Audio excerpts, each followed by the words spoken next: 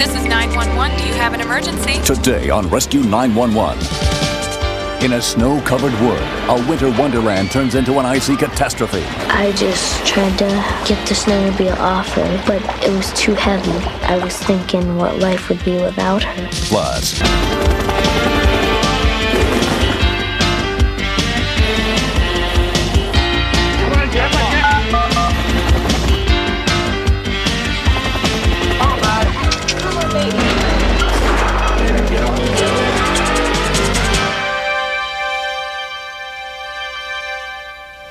certain activities become so much a part of our lives that we lose sight of how dangerous they can be. I'm William Shatner. Tonight, true stories of hope and healing on Rescue 911. We begin outside Rome, New York on March 6, 1993. A snowstorm had recently blanketed the area, leaving ideal conditions for 16-year-old Lisa Tomasi and her 10-year-old sister Courtney to go snowmobiling.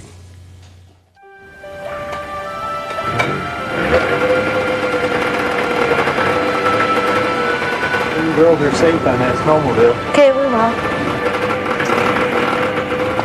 Me and my sister like to go snowmobiling a lot because it's really fun and you can go places without your parents.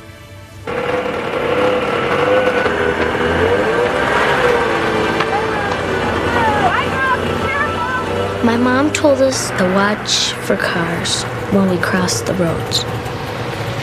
We knew that things could happen on snowmobiles, but that's why we tried to be really careful. We wanted to go somewhere new, so we drove to the woods to see what it was like.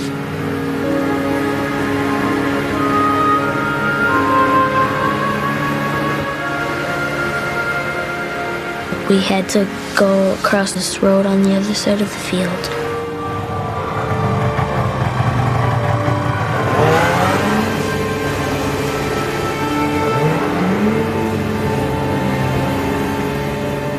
There was this little path, so we followed it, and it led us to a bridge.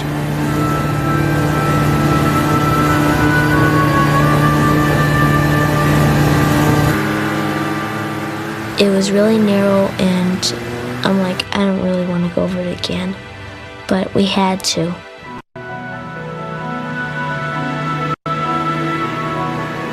I started getting scared, but I didn't tell Lisa that.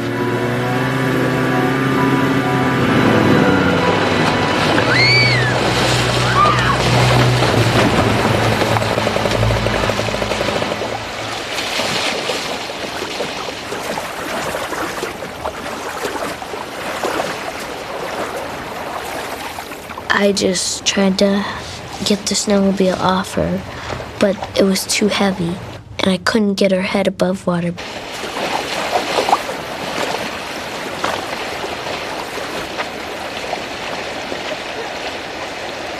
I felt really bad about leaving Lisa, but I knew that I needed to get help.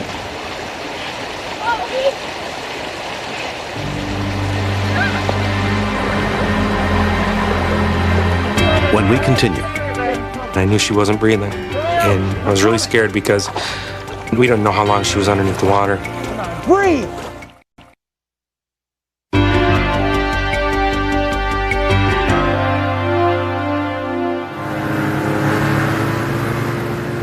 that day, brothers David and Doug Shimoleski were snowmobiling on a trail they hadn't taken in more than 10 years. We happened to notice a young girl looked soaking wet coming towards us. And she was hysterical, and at first I just thought she was just upset that she had put a snowmobile in the water and that she was going to get in trouble with her parents. I couldn't believe that there was a body under there. It was pretty scary.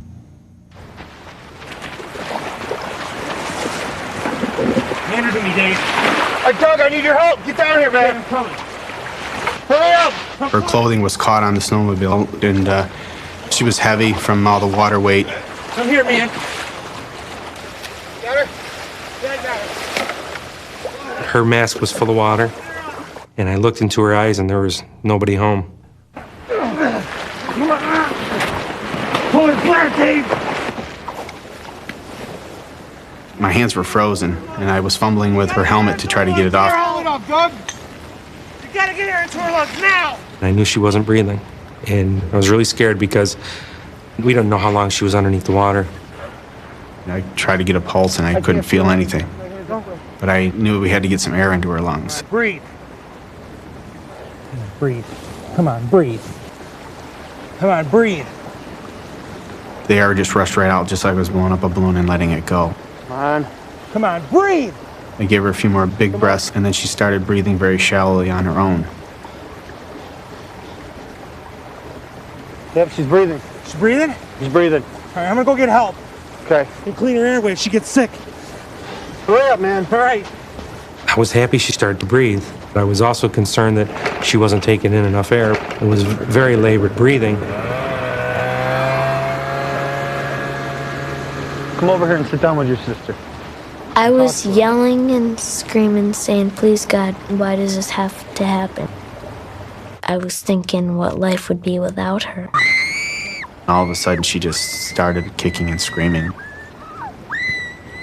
Courtney was saying things like, I always say I hate her, but I really love her, and I want her to live, make her live. And I was like, I can't do anything other than what we're trying. I felt so bad for her, and because I had no idea, if we could save her or not. I took off my coat and I covered her up. I had nothing else to offer. Help's on the way, Dave. Great, Doug. I thought for sure there might be some brain damage because, she just kept screaming and her eyes weren't really working well either. And then I thought, oh boy, did I do the right thing? Did we do the right thing? And I said, yeah, we had to, because at least we gave her a chance to live, because life is real precious. The Lake Delta Volunteer Fire Units were the first to arrive, led by Deputy Chief Paul Taylor. When I opened up the door, I could hear her screaming from down in the woods. It was a very high-pitched, shrill screaming. It makes you work faster, run harder. Didn't have any idea what was wrong with her at that point. But I knew it couldn't have been too good if she was screaming like that. You're gonna be okay. Help's on the way. Okay? Lisa? Okay. It was difficult to do any secondary survey on her whatsoever, or to stabilize her neck for that matter, because of the flailing around. It was a sign of a head injury. It was a bad sign. Ready? 4, 3. Okay, good. I got into the Stokes basket and straddled her head and shoulders with my legs and held down her head, shoulders, and neck, and then we towed her out with the snowmobile.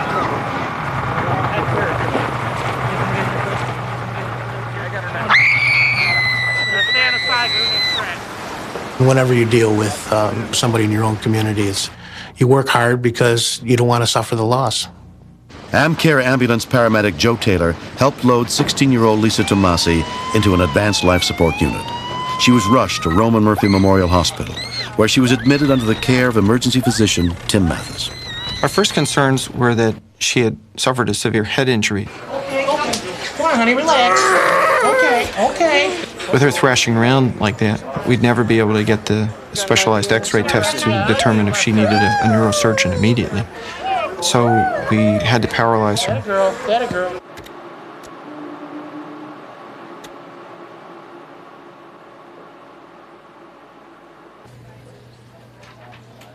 Karen Tomasi joined her daughters at the hospital. I just felt helpless, and it was my fault. I shouldn't have let him gone out. I should have been with him. All that stuff was going through, as a parent, that I should have done this, should have done that. She shouldn't be here right now.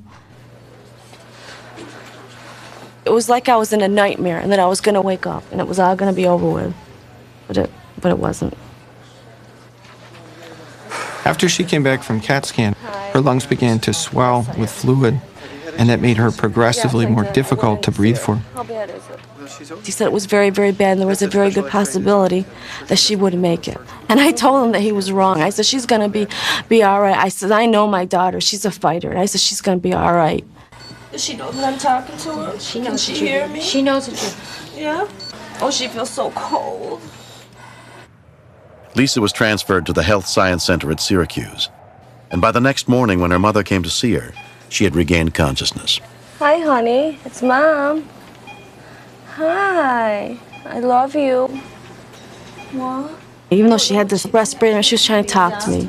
Lisa, do you want to try to write something to your mom and get you a piece of paper? We'll help you. She'll go get you a piece of paper and a pen. We'll help you. Here, honey. Now hang on to it for you.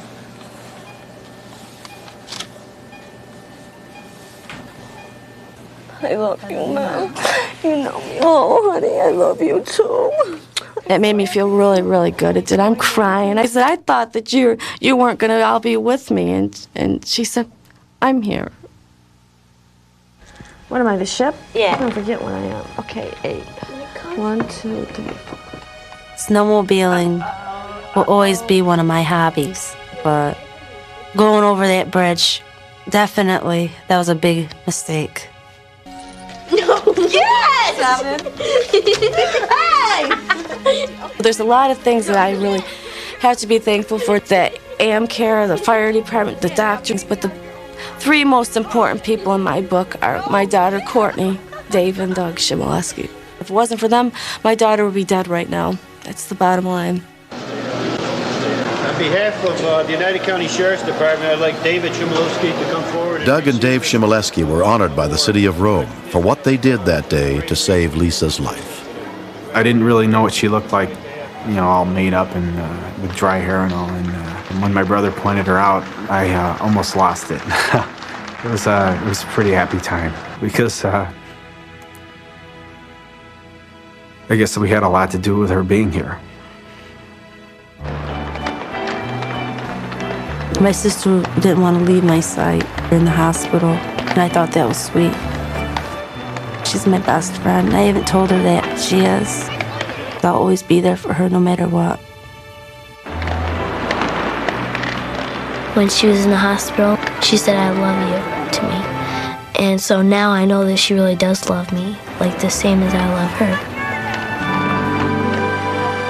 Next. I heard the scuffle going on and I really couldn't figure out what it was. There was nothing that I could do for her. She was pretty much on her own until the police got there.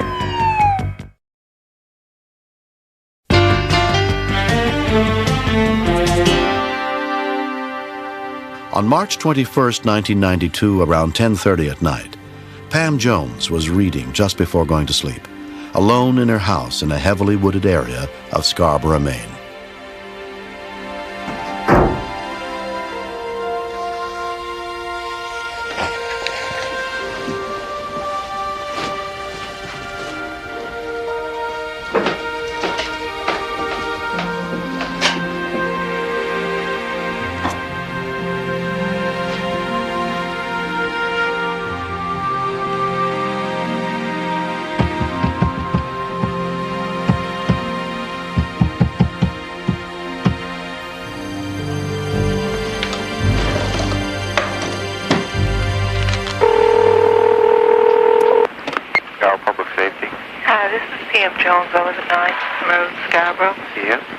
Public Safety Dispatcher Tim O'Brien took the call. Yes. I was wondering if you could have somebody come out and check my house. I'm hearing noises outside. Outside? I think so, or no, I'm not really sure. I live alone. Scarborough Police Sergeant Marla St. Pierre was in the dispatch center when the call came in. A lot of things go bump in the night, so to speak, and we get quite a few calls. So at that point, it was somewhat ordinary. You want me to keep you on the phone while we get someone up there, or do you want me to hang up with you? You can call back if...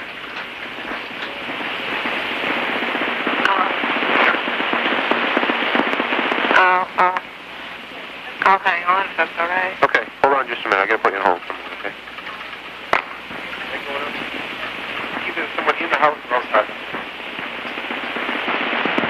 22 Scarborough. Go ahead.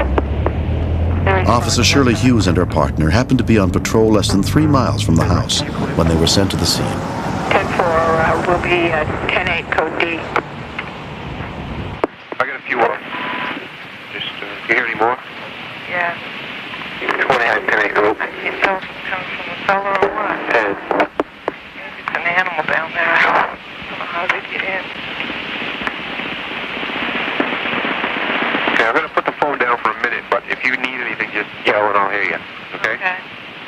Since we did think it was a routine call, we didn't really start to get overly excited about it.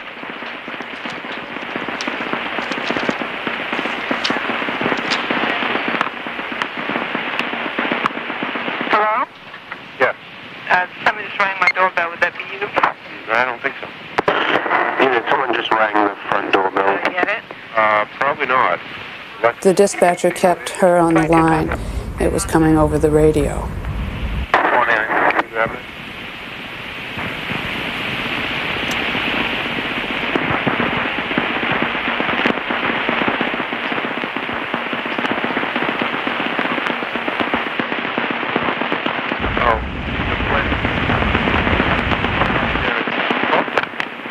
There's no cars, but it's still ringing. Okay. Just stay away from the door if you can. Or the windows. What's that?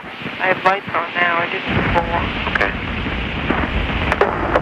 I just heard the doorbell again. She said there's no cars and she's just turned the lights on and it's still ringing.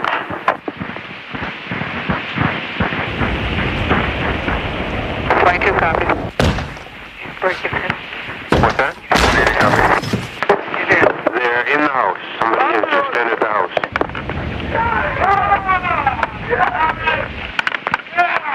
7 copy. 22.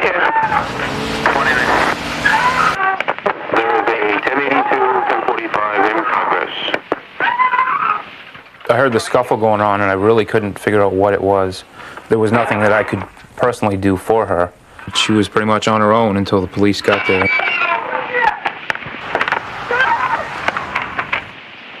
You wanted to be there to stop it, to help, and you couldn't get there fast enough. Was he intending to rob, rape, kill? We didn't know. You there? Yeah. Where the hell are cars? What can you hear? Do you have them? They're right out front. Pardon my French. Covered up, Nine? Oh my God. Well, I think he just left. Did he leave? He tried to pull me out the door. Did he leave? He's outside. Okay, hold on.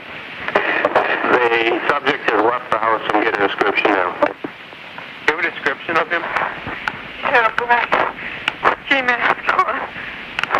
All right. How tall was he, you know? Oh. He's got a black ski mask on. He had a hammer with him. He took the hammer away from me. He took a hammer away from the female. Oh, she hurt. Does she need rescue?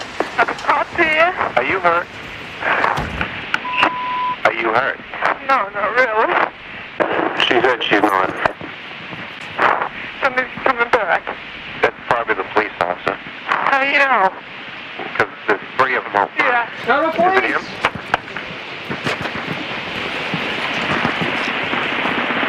You still there? You got that contact. 10. Okay to hang up. Go ahead.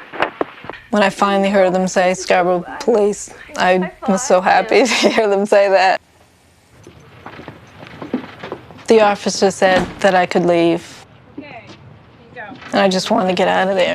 I mean, it was a bad nightmare. I wanted to get it over with. I figured, get away from it. If you have any questions or anything else, you can give us a call. She was still shaken and was not going to be comfortable staying at the house. So we had talked about, where do you go from here? And she decided she was going to go to her parents. Okay? Okay, thank you. Night. Night. We were concerned that he had gotten away from us.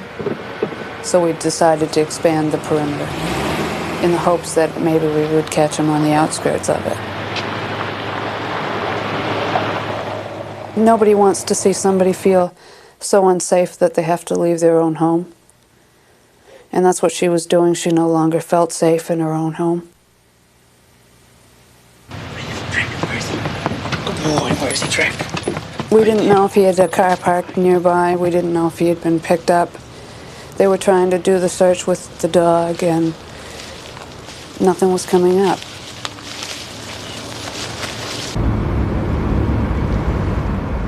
As I went up the road, I saw something on the side of the road, and I put my highlights on, and I saw that it was him. Oh my God. Johnny and Steve, I want you to head down. Robert Moore was one of the officers searching for Pam's attacker. Pay attention to your All of a sudden, the victim returned to the scene and frantically told us that she just saw him walking down the street. Where? Up the road. He's hitchhiking. Hurry! Let's go. Let's go.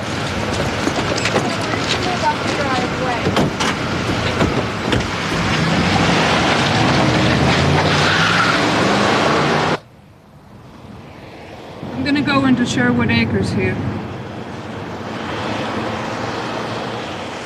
We checked a section of road, didn't see him, turned around and came back.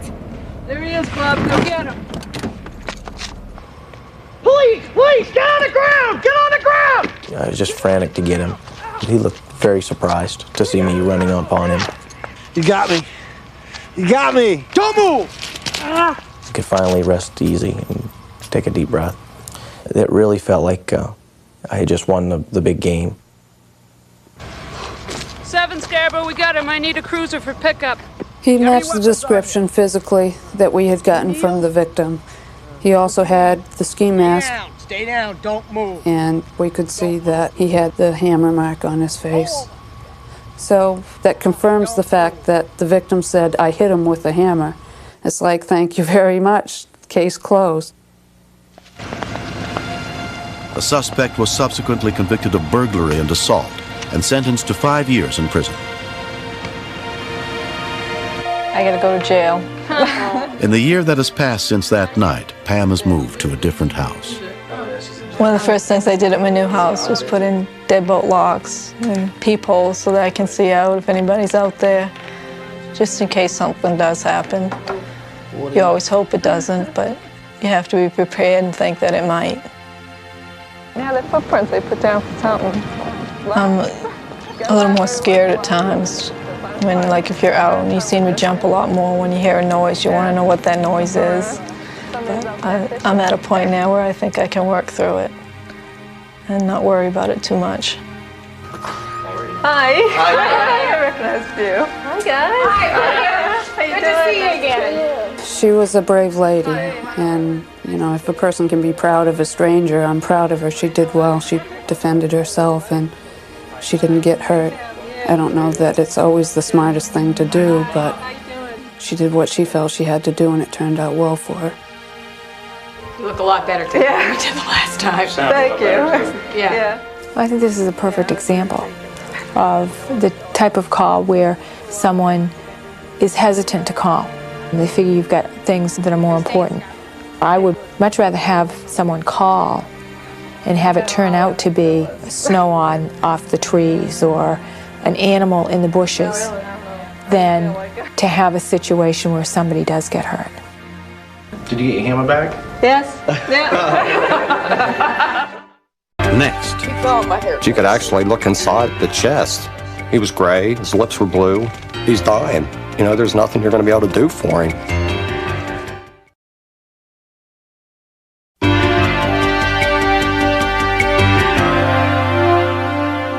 Children don't automatically know the uses and hazards of things around the house. So it's all too easy for everyday items to become weapons in their hands. As Patty Ritter found out on August 13th, 1992, at her home in Cincinnati, Ohio.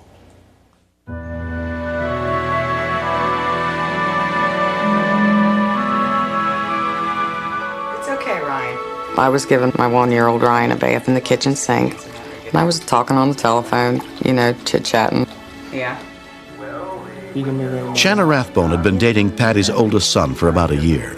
During that time, she'd become close to his 4-year-old brother, Alex. I was sitting in the family room with my boyfriend, Mark, and his little brother came in and asked me to help him wash his hands in the bathroom. So I walked him back. Okay.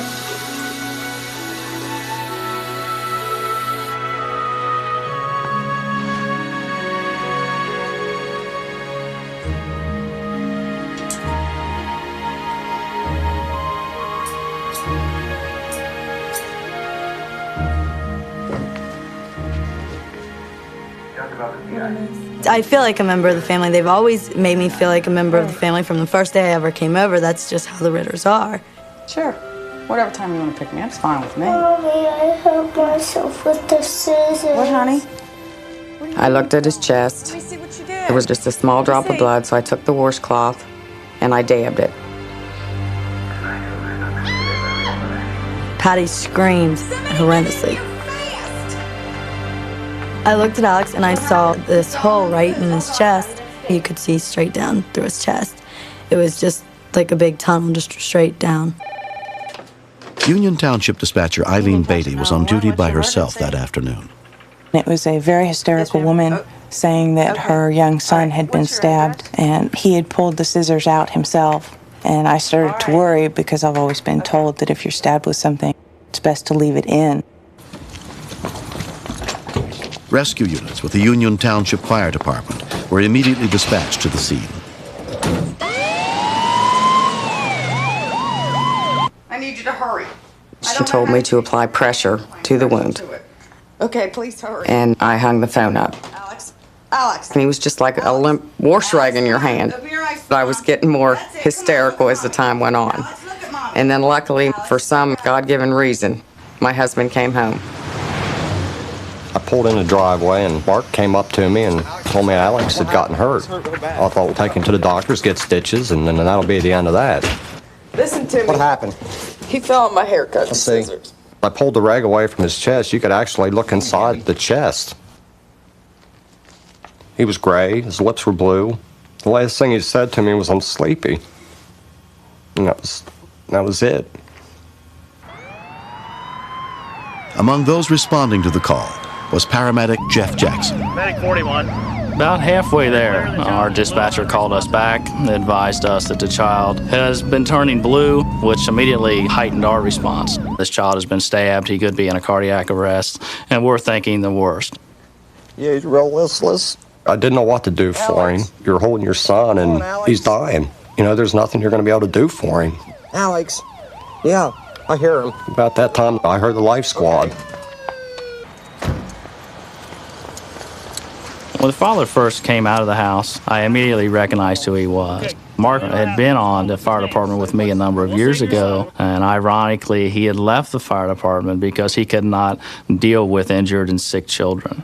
Okay, Dad, we're going to take care of him. What's his name? As soon as I looked at the child, I knew he was in a life-threatening situation. He was blue around the lips, blue around the fingertips, which immediately tells me that his body is shutting down. Your wife here, too? Paramedic Pam Kratzer asked to see the scissors. The blood on the scissors was 2 inches up, so we realized that it had punctured at least 2 inches into his body. That means they could have not only punctured his lungs and his heart, but have also gone into his spine. Second, folks. Okay, Dad, I need you to hand Alex to me, okay? The father did not want to release the child from his arms, and I thought, how could I ask this father to lay this child down, knowing that this may be the last time he can hold him? I need you folks to go right now and meet us down there. He's going to be They fine. just kept saying, "We need you to leave." Patty, can we go? And I can't help thinking that he was dying. And they wanted us out of the way. They didn't want us to be there when he died. Alex was taken to the nearest open field, where he was met by a University Air Care helicopter. The medical team on board included flight nurse Carol Downing. At the time, the child was in extreme shock. He wasn't breathing well, and his blood pressure was very, very low.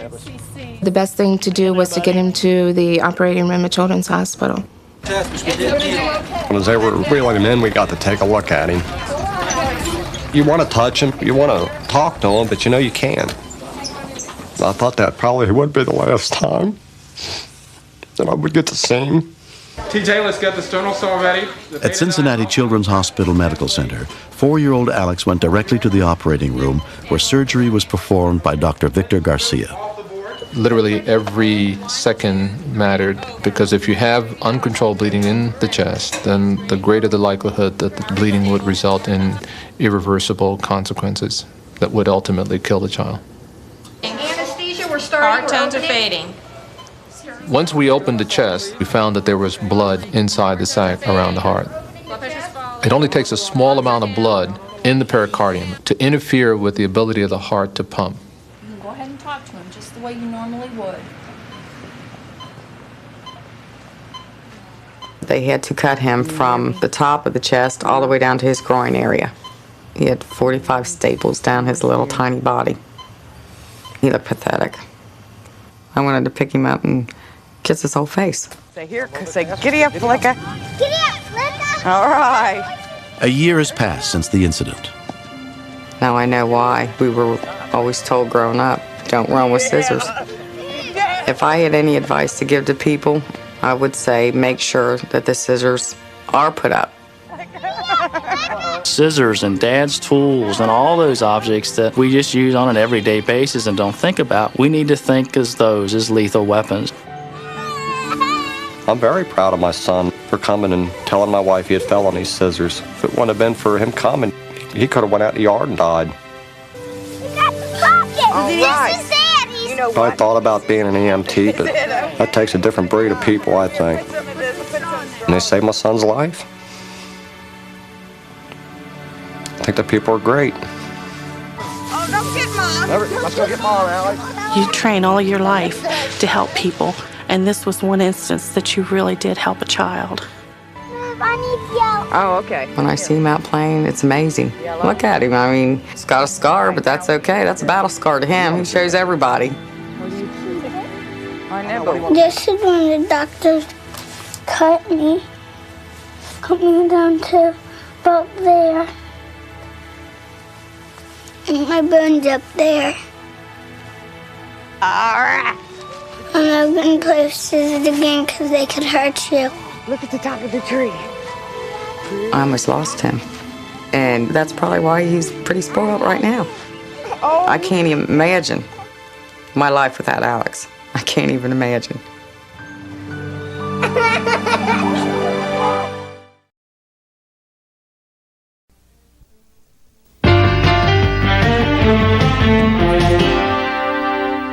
On the morning of July 7th, 1990, David Jones and his girlfriend, 19-year-old Sandy Taylor, headed out to Red Rock Canyon National Conservation Area, less than 10 miles from Las Vegas.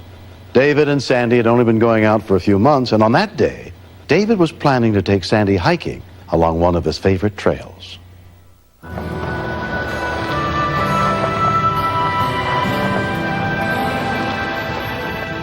Red Rock Canyon is an absolutely beautiful place to be. What do you think? It's pretty hot. Because it's very isolated, it tends to be romantic.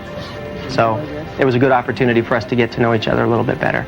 We got our sandwiches, potato chips. Let me take the water. Should I wear this? Sandy's dad had given her a hat to make sure that she would keep the sun off of her head, but she really didn't like how it looked. Okay, just make it up here. The going was pretty easy at first, but progressively it gets more and more difficult. It was hot. The temperature was easily over 100 degrees. Let me get a good. Okay, put your foot right here. There you go. Go. You're okay. You're okay. You're okay. You got it. You got it. You got Sandy it. Is a less experienced hiker than I am, but she was like a trooper and just kept going. This is actually really good. I mean, at this point, I am so hungry that anything would taste good. After we ate our lunch, we decided to hike back down the canyon. Doing okay, Sandy? Sandy? Yeah, okay. The sun was directly over our heads, so it was getting a little bit hotter. You okay? I'm really tired. Can we just sit down for a minute? Well, Sandy, if we stop, what are we going to do? Both of us now were really hot. Wait. Got it? I felt it was better just to push it and get to the truck. Come on, Sandy, we're almost to the car. I didn't realize how bad the heat can be or what it can do to you. The water that we had was almost gone by this time. Air conditioning as soon as we get there.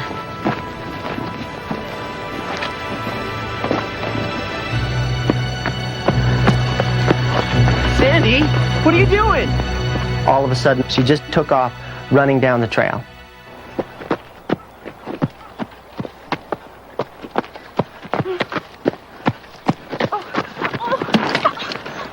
Sandy? Are you okay? When I got to her, she was incoherent, and her face was very, very red. Talk to me. I had no idea what was going on with her. Here, come on, let's get up. Come on. Come on. I tried to encourage her to get up. Let's go. We're almost to the car. But she just laid there. Come on. Come on. Come on. Come on. We had not seen another person in our whole hike the whole day. I didn't know whether I should leave her and go get some help. I didn't know which way to turn. Look at this up here. Look over there. 17-year-old Melissa Durfee and her boyfriend Jim Thacker also happened to be hiking the same trail. Watch your step. Hey, you guys! Come here, I need some help. Come on, something's going on. Go. When I saw her, something just clicked in my mind that it was from the heat. I don't know. We had almost turned back ourselves because it was just too much. We were just hiking and she was complaining about how hot it was. She was red and puffy. Yeah. When I touched her, she was scary hot. Okay. We knew we needed to get her temperature down, so we got her to some shade. Sandy? Let's, why don't you get some water? Sandy, we're gonna give you some water. We started pouring water on her head. Right up here on the forehead. We just assumed that she would wake up right away. Sandy, I don't think it's helped. be careful. But the longer it took, the more frightened we became. No. She's throwing up. Come here. Sandy, get it out. She wasn't coming out of it. We decided this was pretty bad. Just dump it on her. All right. We kept the water on her neck and over her chest area and over her head. What we should do. Let's wrap something around her head, okay? Her skin ate the water up. It was that hot. So we wrapped up her head so that it would hold the water to her. She's still not coming out of it. Okay, you. I started to think that this person might not make it. I got it. Go. Okay. There was a ranger station several miles down the road. Sandy, okay? We decided to go get help. Don't worry, everything will be okay. You'll be fine. I tried to talk to her, and there was absolutely nothing. I'll be back in a few minutes. You'll be okay. I kept thinking, why didn't I just listen to her? I just kept hearing her voice saying over and over, why don't we just stop? Why don't we just rest for a while? All of this could have been avoided, but I just kept pushing. Right over here. Come on, let's go. More than 30 minutes passed before the hikers returned with help, including Spring Mountain Ranch Park Ranger Jim Black. It was almost immediately apparent that this woman was suffering from heat stroke. She was basically burning up inside. Her body was extremely overheated and had lost its ability to regulate its temperature. Copy. Okay. It's a condition where they might die in just a very few minutes before your eyes. A Flight for Life helicopter arrived within 20 more minutes.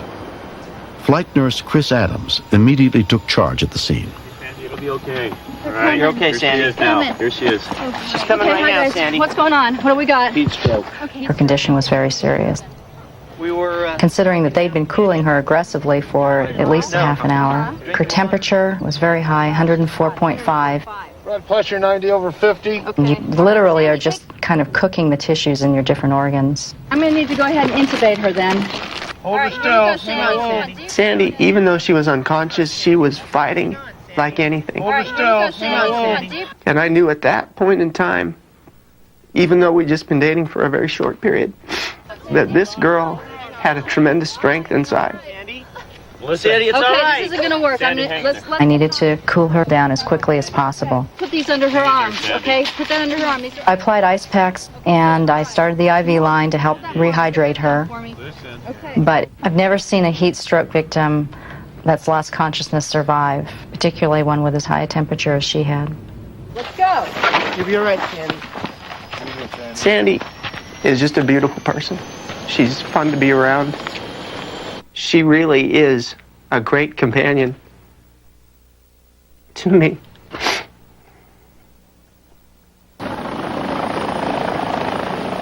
Being without her would be horrible.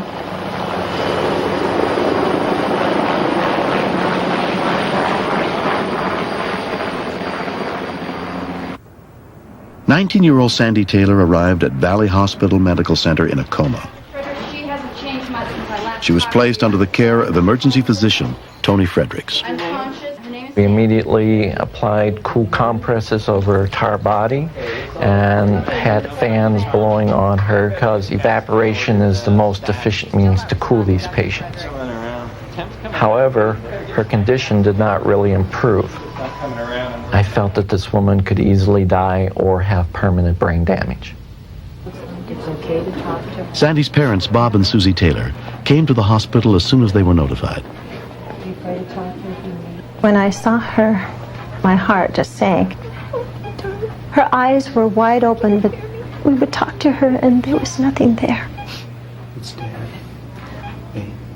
All of your hopes and dreams are wrapped in your first child.